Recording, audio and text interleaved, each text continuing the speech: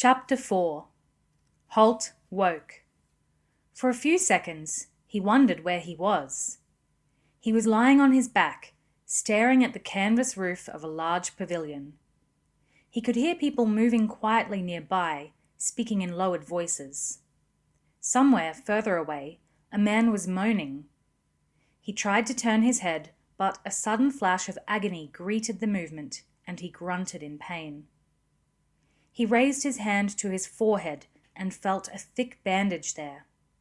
Then memory began to come back to him. The battle with the Wargals. He remembered that. Remembered the club that had caught him on the side of the head. That must be the cause of the flaring headache he now felt.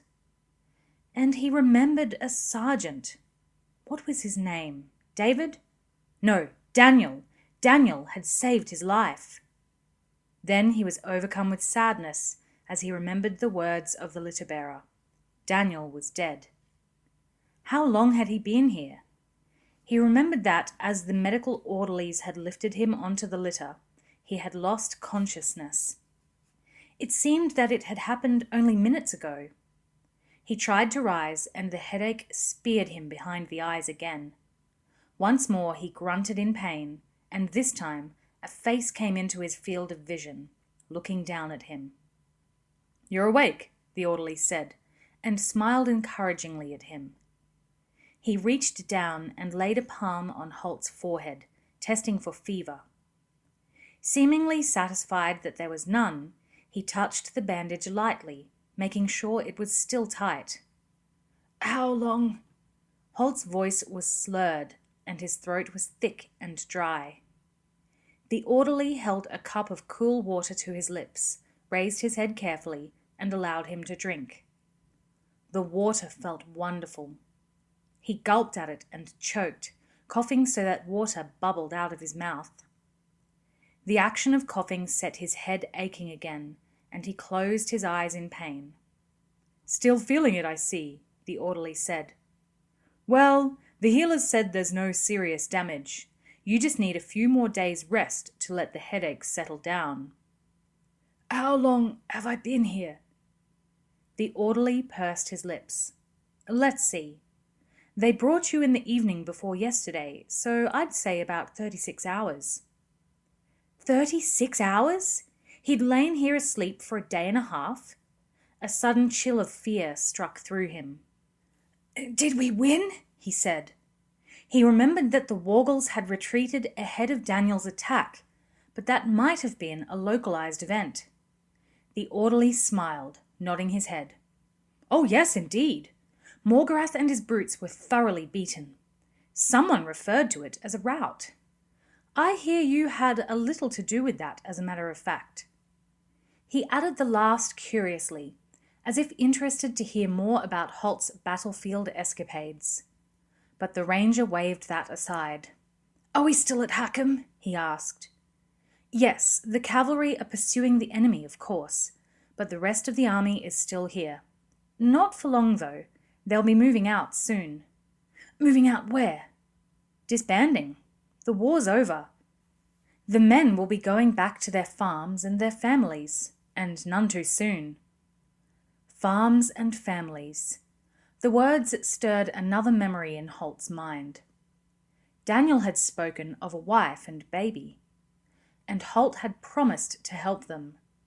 But now he realized that he had no idea where they were, and if the army was really disbanding, he might never find them. He sat up without thinking and swung his legs over the side of the bed, then doubled over as the crippling pain hit him. The orderly tried to restrain him. "Please, lie still, Ranger. You need to rest."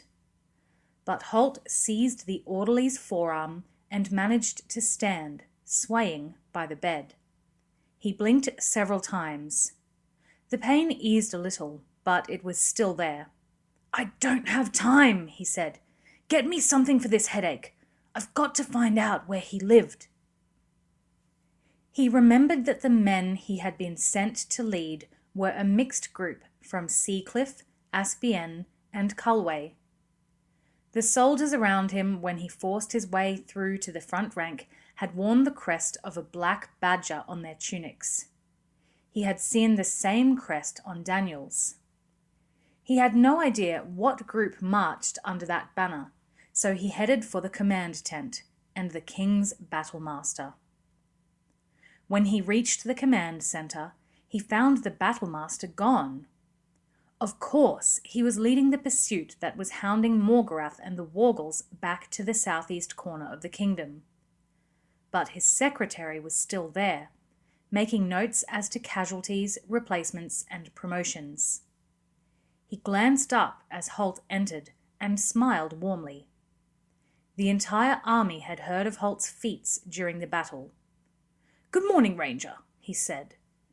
Then he noticed the blood-stained bandage and saw how Holt swayed as he entered the tent, reaching out to steady himself against the tabletop where the secretary sat.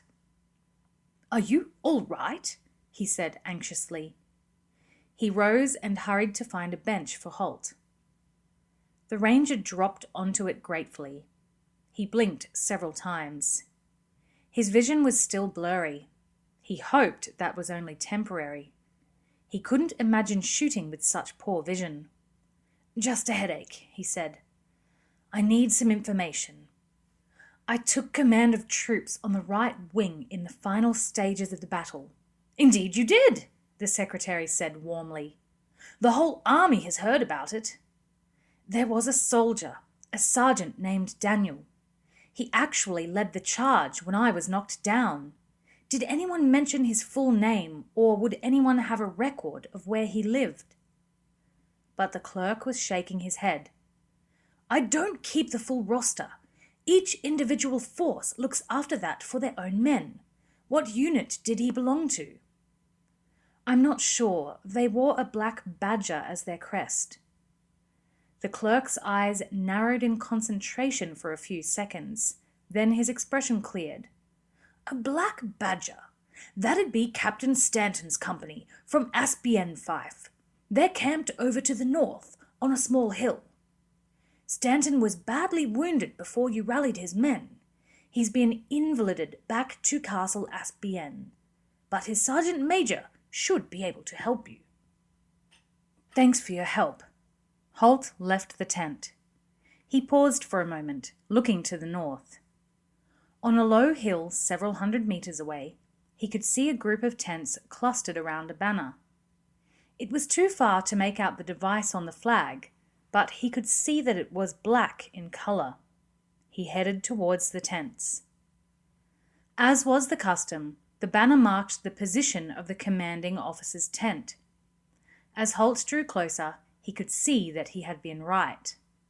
The device on the flag was a black badger. He paused at the open entrance. The command tent was larger than the simple 4-man units that surrounded it. The commander and his staff worked here, so it was used as a company office. At the rear, a separate section was screened off, forming the captain's living quarters. Now, of course, that would be vacant. But a burly figure was sitting at a table in the front section, frowning over sheets of paper. He was an older man, somewhat grizzled and with an unmistakable look of experience and authority. Undoubtedly the sergeant major the clerk had mentioned. He looked up as Holt stepped into the tent, taking in the ranger cloak and the bandage round his head. "You look as if you'd been in the wars," he said, grinning. Holt allowed himself a faint smile. "Just one. Same one you've been in. I'm trying to find a home address for one of your men, a sergeant by the name of Daniel." The grin faded, and the sergeant major shook his head sadly. "Daniel? He was a good man. We lost him in the final battle, I'm afraid." "I know. He saved my life just before he died." The older man regarded Holt with increased interest. "Oh," he said, "you're that ranger, are you?" He rose from behind the table and offered his hand. "It's an honor to meet you. My name's Griff." Holt shifted uncomfortably. He disliked being the center of attention. It wasn't his way. He preferred to move unobtrusively through life, going unnoticed whenever possible.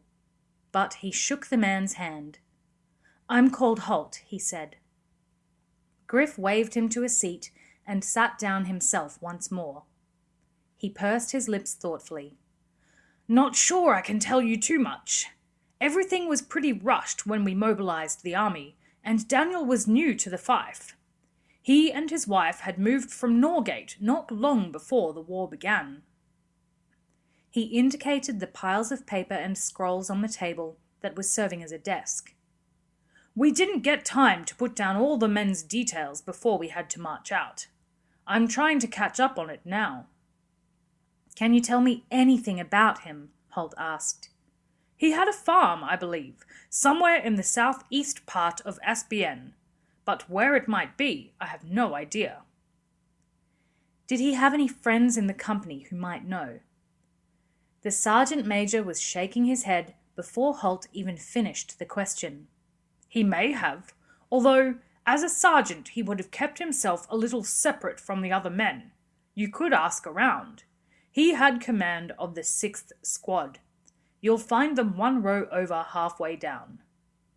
"I'm obliged," Holt said. He rose to his feet, wincing once more as the pain lanced through his forehead. He put a hand on the table to steady himself, and Griff looked at him with some concern. "Should you be up and around? You don't look so good."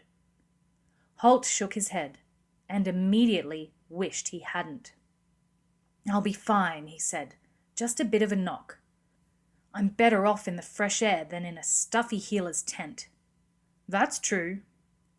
Griff looked back at the forms and papers on his desk with a degree of disappointment, as if he'd been hoping they'd fill themselves in while he talked. "Well, sorry I can't be of more help." Holt waved a hand in acknowledgement. "Every little bit of information helps." He strolled down the neat tent lines, cutting through between two tents to reach the next row across. About 10 meters further down, he saw a placard mounted on top of a spear shaft with the numeral 6 on it. He looked down the next 5 tents, and there was a similar marker, this time bearing the number 7. 5 tents, 4 men to each, that made 20 in the squad. Assuming they had all survived, which he knew they hadn't, 3 soldiers were lounging in the sun outside the first tent. They looked up as his shadow fell across them.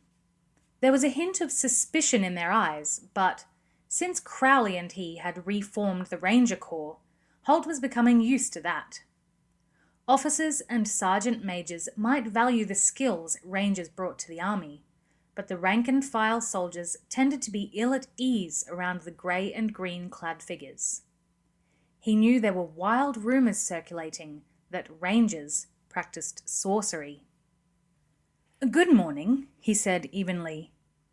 The men nodded, craning their necks to look up at him. They were seated on low stools. One was patching a ripped jerkin, a second was whittling a stick with a knife, and the third was chewing slowly on a piece of dried beef. From where Holt stood, it looked as if the beef was winning the struggle. Holt indicated a spare stool a few feet away. "Mind if I join you for a few minutes?" he asked. The man patching his jerkin nodded. "Why not?" he said, and his tone was neither welcoming nor dismissive. His companion with the beef jerky was staring at Holt, a frown of recognition on his face. "I know you," he said thoughtfully, trying to place the memory. Then it came to him. "You were at the battle," he said. "We were being driven back, and suddenly you were there, shoving forward and slashing away at the Woggles and yelling at us to follow you. You did an outstanding job, outstanding." He turned to the others. "Did you see him? First of all, he dropped at least a dozen of them with his bow, then he darted in among them, slashing and stabbing. And look at him, he's barely bigger than a boy." Holt raised an eyebrow at that. He wasn't the largest of men, but he knew the soldier was stretching it a little. However, he could see that no insult was intended, so he let the comment pass. "Your sergeant gave me a hand," he said, and the man nodded vigorously. He did. He took them on when you went down. Must have killed a dozen of them too. Holt smiled quietly at that. The man was inclined to exaggerate. He did a great job, he agreed. The jerky chewer turned to his friends. Did you see the Sarge? Both of them shook their heads. We were further over on the right, the jerkin patcher replied. All we saw was that the line was about to break and run. Then it started to move forward again. Then the Wargles were running instead. But the question had been rhetorical, and the beef chewer was keen to continue his story. He did 4 or 5 of them with his spear. Then one of them chopped the head off it, and he used it like a quarterstaff, spinning it round, knocking them over like 9-pins. Then he grabbed a sword and killed 8 or 9 of them before they got him. He looked to Holt for confirmation. You saw it, Ranger. How many do you reckon he killed? At least 8, Holt said. He saw no reason to contradict the man. The atmosphere was suddenly a lot more welcoming than it had been at first. I wanted some information about him, he said.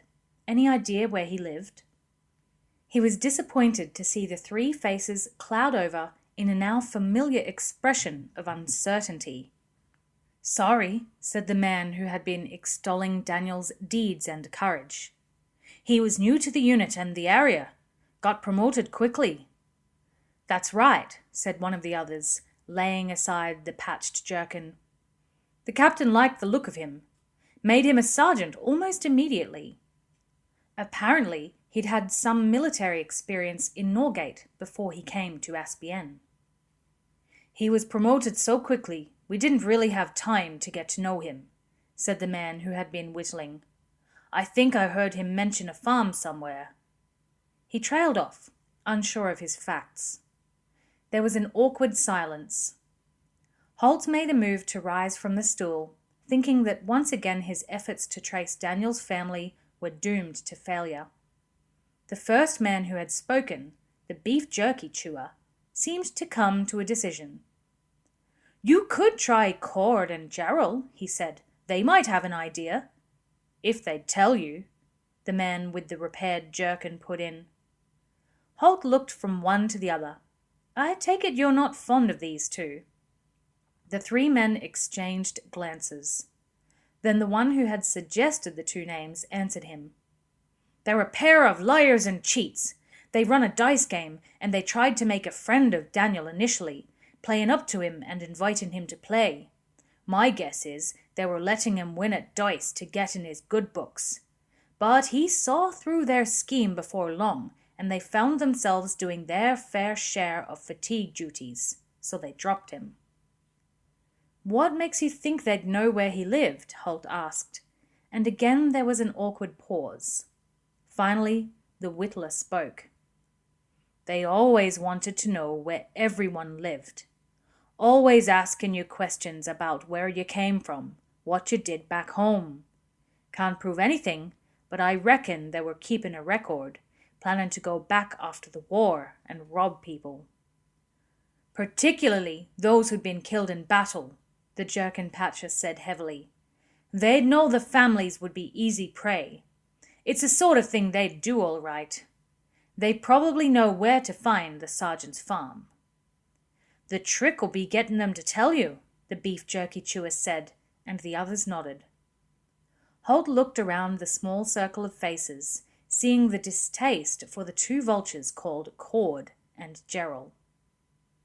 How would I get to meet these 2? He asked. The jerkin patcher raised an eyebrow. Play dice with them, he said, but be prepared to lose.